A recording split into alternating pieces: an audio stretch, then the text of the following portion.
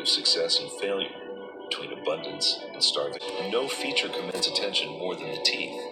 Sharks do not have just one set. They have rows, often with replacement teeth developing behind the functional ones, ready to move forward as older teeth are lost. Appears unpredictability. Tides rise and fall. Water temperature shifts, capable of surviving for centuries.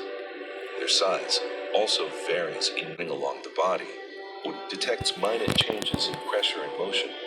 This allows the shark to sense nearby movement with astonishing sensitivity. A fish darting erratically, a tail beat out of rhythm, the panic wave of a squid, and certain hunters rely heavily on sight during the final stages of pursuit. But vision in a shark is part of a network, not the whole picture. It does not rule the hunt alone. Sharks are multimodal predators, taking fragments of information from different senses and combining them into action. This is one reason they remain effective in such varied habitats. Murky estuaries, reef shadows, open blue water, and the deep dim zones all favor different sensory balances. A shark's power lies partly in its ability to integrate them. Then there is the most extraordinary sense of all, electroreception. Around the snout of many sharks are tiny organs called ampullae of Lorenzini, capable of detecting weak electrical pulses and subtle movements that reveal far more than the eye alone could ever provide. What looks like emptiness to us may feel, to a shark, like a world alive with clues. Scent is one of the first of these clues, and it is often described dramatically, but the truth is impressive enough without exaggeration. Sharks are highly sensitive to chemicals in the water, and this ability matters because the sea is a medium that carries scent across distance. A trace released by an injured fish, a breeding act, or a feeding event can become a thread that leads a shark toward opportunity. It does not function like magic.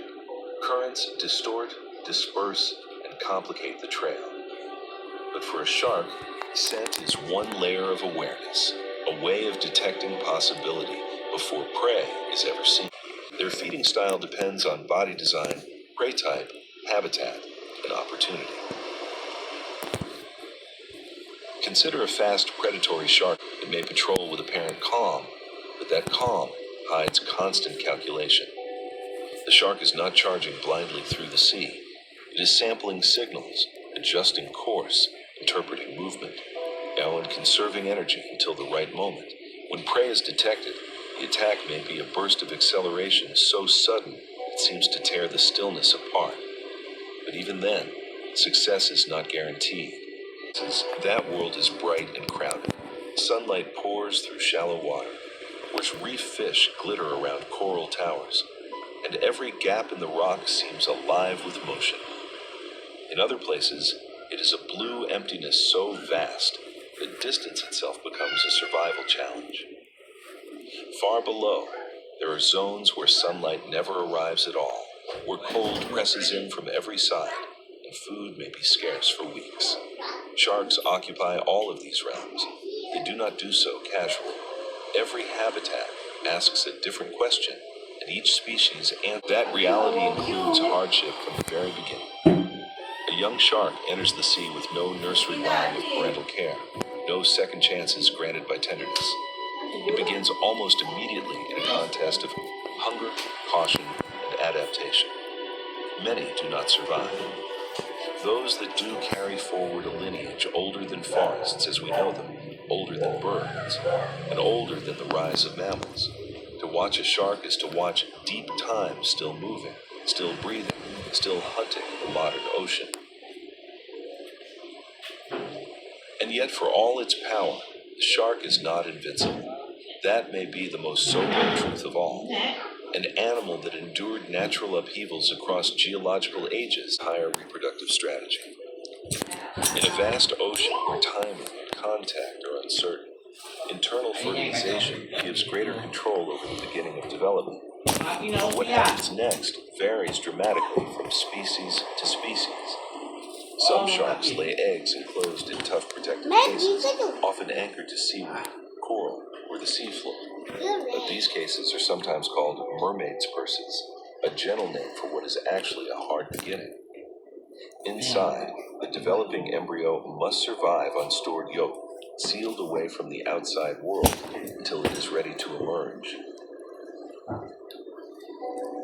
Other sharks take a different path and give birth to live young. In some species, the embryos still rely mainly on yolk, while developing inside the mother, gaining the advantage of protection during their most vulnerable stage. In others, the connection between mother and developing young becomes more intimate, with forms of nourishment that bring the process closer in principle to what mammals do, even though the biology is very different. This diversity is one of the great surprises of shark life.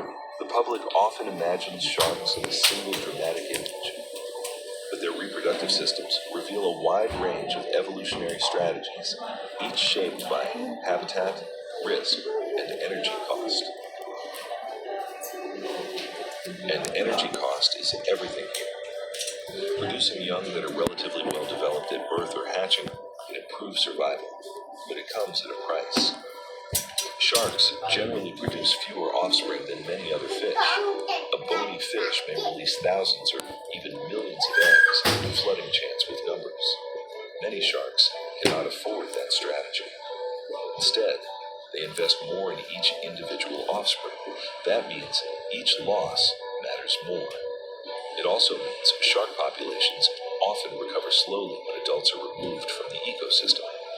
Their life history is not built for birth. In some species, developing embryos compete inside the womb in brutal ways. The strongest may consume unfertilized eggs produced by the mother. In the most extreme cases, larger embryos may even consume smaller siblings. This sounds shocking, but in ecological terms, it is a grim solution to a difficult problem.